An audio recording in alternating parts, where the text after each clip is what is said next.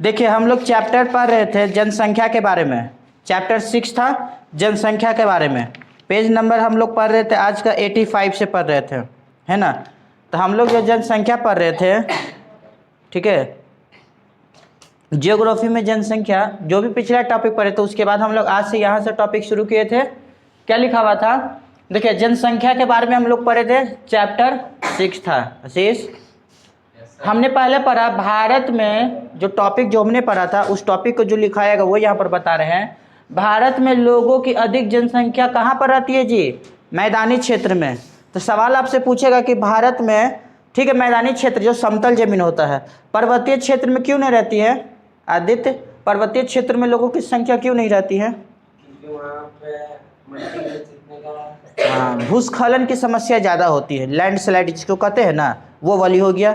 ठीक है, तो कहता है कि भारत में जितने भी लोग रहते हैं ना, मैक्सिमम लोग, ज़्यादा से ज़्यादा लोग कहाँ रहते हैं? समतल जमीन यानी कि मैदानी क्षेत्र में निवास करते हैं या फिर समुद्री तट के पास रहते हैं। फिर हमने पढ़ा भारत के पर्वतीय क्षेत्र में आदिवासी लोग रहते हैं जी। आदिवासी लोग, आदिवासी का नाम सुने हो ना। तो भारत के पर्वतीय क्षेत्रों में भी लोग रहते हैं, लेकिन कौन से लोग? आदिवासी लोग जिसको रहते हैं। भारत में अधिक जनसंख्या घनत्व वाला राज्य कौन है? भारत में लड़का कहाँ पर है? राज्य के आधार पर पश्चिम बंगाल। ठीक है, पूरे भारत में सबसे ज्यादा जनसंख्या वाला राज्य कौन सा है? घनत्व पश्चिम बंगाल, जिसमें प्रति वर्ग किलोमीटर क्षेत्र में कितने लोग हैं? 904 लोग निवास करते हैं प्रति वर्ग किलोमीटर। राज्य के आधार पर पूछेगा तो अगर आपसे पूछ दिया कि केंद्र शासित प्रदेश में भारत में सबसे ज्यादा घनत्व वाला राज्य कौन सा है केंद्र शासित प्रदेश में, तो दिल्ली बोलेंगे। क्यों? क्योंकि यहाँ पर प्रति वर्ग 1 किलोमीटर वर्ग में कितने लोग निवास करते हैं? 9340 लोग निवास करते हैं। पश्चिम बंगाल में प्रति वर्ग किलोमीटर मतलब 1 किलोमीटर स्क्वायर में लोगों की संख्या कितनी है? 904 व्यक्ति निवास करते हैं। फिर भारत में दूसरा सबसे अधिक जनसंख्या वाला राज्य कौन सा है? बिहार। दूसरा नंबर पर बिहार। तीसरा नंबर पर कौन आता है? तीसरा नंबर पर। तो ये बताइए कि भारत में सबसे कम जनसंख्या वाला राज्य कौन सा है? भारत में सबसे ज्यादा जनसंख्या राज्य कौन सा है? पश्चिम बंगाल, घनत्व के आधार पर, जहाँ प्रति वर्ग किलोमीटर में 904 व्यक्ति निवास करते हैं। दूसरा नंबर पर कौन आता है? बिहार आता है। तीसरा नंबर पर कौन आता है? केरल आता है। लेकिन यही याद रखिएगा, भारत में सबसे ज्यादा पढ़ल लिखल वाला का राज्य कौन सा माना जाता है? पढ़ल लिखल सबसे ज्यादा केरल में रहता है। फिर सबसे कम जनसंख्या वाला राज्य कौन सा है जनसंख्या घनत्व वाला का? अरुणाचल प्रदेश। ये तो हो गया राज्य के आधार पर। केंद्र शासित प्रदेश अलग होते हैं और राज्य में अंतर होता है। तो हो गया सबसे कम वाला कौन? अरुणाचल प्रदेश, सबसे कम जनसंख्या वाला। फिर केंद्र शासित प्रदेश में दिल्ली में सबसे ज्यादा लोग रहते हैं जी। यहाँ पर प्रति वर्ग 1 किलोमीटर क्षेत्र में कितने लोग रहते हैं? 9340 लोग निवास करते हैं। तो बोले कि आप तो बोले कि पूरे राज्य में पश्चिम बंगाल है, हमने बोला राज्य, यहाँ पर लिखा है केंद्र शासित प्रदेश, अंतर है। अर्थात कहने का मतलब इसका देख रेख अरविंद केजरीवाल के साथ साथ कौन करते हैं? नरेंद्र दामोदर दास मोदी भी करते होंगे। जैसे हमने पढ़े ना जी, सड़क 2 तरीका का होता है ना जी, एक नेशनल हाईवे, एक स्टेट हाईवे। पढ़े होंगे, एक NH होता है और दूसरा SH होता है, नेशनल हाईवे और स्टेट हाईवे। तो नेशनल हाईवे का जो देख रेख होता है वो केंद्र सरकार द्वारा, और स्टेट हाईवे का देख रेख जो होता है वो राज्य सरकार द्वारा किया जाता है। ठीक है, नाम सुनोगे NH30, NH41। बाईपास पर जब जाओगे ना 4 लाइन वाला पर, तो आपको NH देखने को मिलेगा। जनसंख्या वृद्धि का मतलब क्या होता है? जनसंख्या वृद्धि का मतलब पढ़िए तो सुनिए। जनसंख्या वृद्धि का अर्थ होता है यह किसी विशेष समाज अंतराल में, जैसे 10 वर्ष के भीतर किसी देश राज्य के निवासियों के संख्या में परिवर्तन। जैसे जनसंख्या वृद्धि का मतलब क्या होता है? देखा, हर रोज जनगणना होते रहेगा? हर रोज तो हो नहीं सकता, पॉसिबल तो है नहीं। तो बोलेगा का जब हर रोज खा सकते हैं, खाना खा सकते हैं, तो हर रोज क्यों नहीं कर सकते हैं? खाना खाने में अलग है, जनसंख्या गिनना अलग है। जनसंख्या गिनने का अगर मान लीजिए प्रति वर्ष अगर डेली या महीना में जनसंख्या गिना जाएगा तो कहने का मतलब वही होगा कि भूसा के ढेर में सुई खोजना। भूसा जो होता है ना जी, गाय के खाने वाला चारा, उसमें सुई ढूंढने वाला होता है ना, काम यही हो जाएगा यहाँ पर भी। क्योंकि लोगों की संख्या इतना ज़्यादा, हर महीने गिनना पॉसिबल है नहीं, इसलिए हर एक 10-10 साल पर गिना जाता है। ठीक है, कहता है जनसंख्या वृद्धि का अर्थ होता है किसी विशेष समान अंतराल में, इंटरवल ऑफ टाइम, जैसे 10 साल के अंदर, भीतर का मतलब अंदर, किसी देश या किसी राज्य के निवासी, निवास मतलब वहाँ पर जो रहते हैं ना, के संख्या में परिवर्तन। परिवर्तन मतलब चेंज। मान लीजिए अगर अभी दानापुर में, हम लोग दानापुर में रहते हैं, तो अगर अभी दानापुर में लोगों की संख्या, मान लीजिए अभी 2000 क्या चल रही है, 23 चल रही है ना, तो अभी दानापुर में जनसंख्या थोड़ी देर के लिए 1 लाख है मान लीजिए।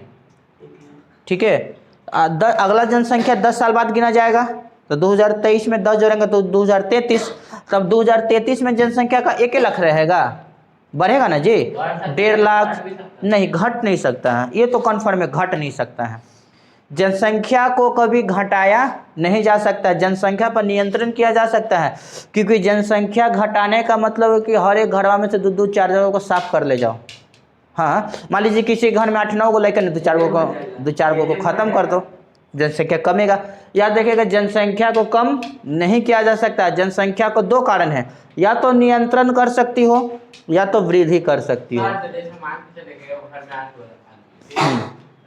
साल के बाद अगर जनसंख्या अभी हुआ, हाँ जनगणना हुआ अभी, तो अभी 8 हुआ, 10 साल बाद उसमें 6 हुआ, तो 2 आदमी घटा ना, तो प्रति घर से नहीं लिया जाता। ठीक है, मान लीजिए किसी व्यक्ति के एक घर में 2 आदमी घट गया, तो दूसरा का व्यक्ति होगा जेका कन बढ़बो तो किया होगा, शादी ब्याह होगा तो जन्म बच्चे का जन्म बढ़ा होगा ना। देखिए, आपका कहने का मतलब है ना कि मान लीजिए कोई ए व्यक्ति का घर है, ठीक है, ये हम लोग XY पढ़ते हैं ना जी, मान लीजिए कोई X व्यक्ति का घर है, इस व्यक्ति में जब 2023 में जनगणना हुआ तो इस व्यक्ति के घर में कितने लोग थे जी, 8 लोग थे, थोड़ी देर के लिए।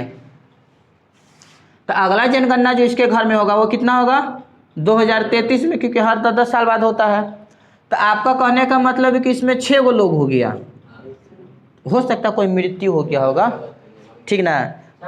तो बोलेगा बढ़ा क्यों नहीं, तो हो सकता है कि जब 8 हुआ ना, उस समय बच्चा इसका छोटा छोटा होगा, नहीं होता है, इसके बच्चा छोटा तब बड़े होंगे, तो बड़ा होने से संख्या थोड़ी बढ़ जाएगा, वही होगा इसके दादा उदा या दादा दादी या ओल्ड एज होंगे, या किसी कारण से कोई भी मर जाता है।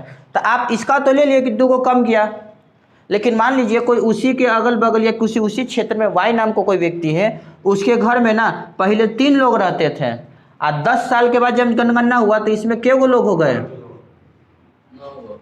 बढ़ सकता है ना, हो सकता है ना। मान लीजिए थोड़ी देर के लिए अगर 4 लोग हैं, हम आपको रीजन आपको बता देते हैं, 4 लोग हैं, हो सकता है बहुत सारी रीजन हो सकता है कि इसमें 1 मम्मी हो या 1 पापा हो, 3 बेटा हो, थोड़ी देर के लिए हो सकता है कि इसके मम्मी पापा ना हो, इसमें 4 खाली बेटे हो, बहुत सारा घर होता है ना जी। और 10 साल के अंदर मान लीजिए 4 का शादी हो गया, तो सबके बच्चे का मान लीजिए अगर 1 को 2 को जन्म होगा तो लगभग क्या होगा, संख्या बढ़ेगी नहीं, तो यहाँ माइनस होगा ना, तो यहाँ पर तेजी से बढ़ जाएगा। तो याद रखिएगा, जनसंख्या को कभी जीवन में घटा नहीं सकते हो, उसको नियंत्रण कर सकते हो बस। सुनिए, वृद्धि दर किसे कहते हैं, बोलिए आदित्य। जनसंख्या के बाद के जनसंख्या से गति पर जिसे जनसंख्या घटाने पर जो संख्या प्राप्त होता है उसे निरपेक्ष वृद्धि दर कहते हैं। देखिए, हम आपको बता रहे हैं, मान लीजिए 2011 में जनसंख्या कितनी थी जी, 2011 में मान लीजिए लड़का, मान लीजिए 2011 में भारत दानापुर की जनसंख्या 1 लाख थी 2011 में। 2021 में होने वाला था, लेकिन कोरोना के कारण हुआ, पिछला जनगणना 2011 में हुआ था, 21 में होने वाला था, लेकिन कोरोना के कारण नहीं हो पाया था। तो 2021 में जो जनगणना जो 23 में हुआ ना जी, तो मान लीजिए 2023 में क्या जनसंख्या हुआ जी, पहले 11 में गिना था 1 लाख, अब 23 में हो गया कितना, 3 लाख मान लीजिए। तो 3 लाख में से 1 लाख घटाएंगे तो कितना, 2 लाख। तो वो क्या हो गया, निरपेक्ष वृद्धि दर कहेंगे। पहले की जनसंख्या के बाद की जनसंख्या से अगर घटाएंगे ना, तो उसको हम लोग क्या बोलेंगे, निरपेक्ष वृद्धि बोलेंगे। देखिए जनसंख्या में होने वाले परिवर्तन, जनसंख्या में होता है ना जी, कभी वृद्धि तेजी से होता है, कभी धीरे धीरे होता है। कारण क्या है? तो जनसंख्या में होने वाले वृद्धि के परिवर्तन के 3 प्रमुख कारण है जी। पहला क्या है? जन्म दर। दूसरा क्या है? मृत्यु दर। तीसरा है प्रवास, मतलब निवास स्थान। जन्म दर किसे कहते हैं? तो एक वर्ष में प्रति 1000 व्यक्तियों में जितने जीवित बच्चों का जन्म होता है उसे जन्म दर कहते हैं। हर व्यक्ति का जन्म जिंदा नहीं होता, बहुत सारे व्यक्ति का जन्म, बच्चा जो होता है ना वो या तो किसी कारण से पेट के ही अंदर मर जाते हैं, या जन्म लेने के तुरंत बाद मर जाते हैं, या 1-2 महीना बाद, या 1-2 दिन बाद, बहुत सारे रीजन होता है मरने का।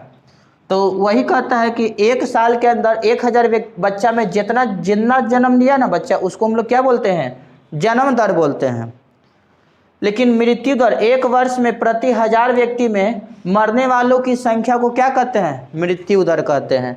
1 साल में 1000 व्यक्ति में जो लोग मरा ना 1 साल के अंदर, उसको हम लोग मृत्यु दर के नाम से जाने। प्रवास किसे कहेंगे? प्रवास। जनसंख्या वृद्धि का तीसरा घटक क्या होता है? प्रवास होता है। लोग एक स्थान, एक क्षेत्र से दूसरे क्षेत्र में चले जाने को हम लोग क्या कहते हैं? प्रवास कहते हैं। मान लीजिए यहाँ पर हमने पढ़ा था ना जी कि अगर यहाँ पर लोगों की प्रति वर्ग में कितना है? 9340 लोग हैं। और यहाँ पर अरुणाचल प्रदेश में कितने लोगों की संख्या थी जी प्रति वर्ग में? अरुणाचल प्रदेश में प्रति वर्ग किलोमीटर में 13 लोगों की संख्या थी। तो एकरा में से कुछ लोगों को इसमें भेज देगा तो यहाँ पर कमेगा ना जी। तो कहता है कि इस तरीक़ा से करके भी आप लोग क्या कर सकते हैं? जनसंख्या में परिवर्तन कर सकते हैं।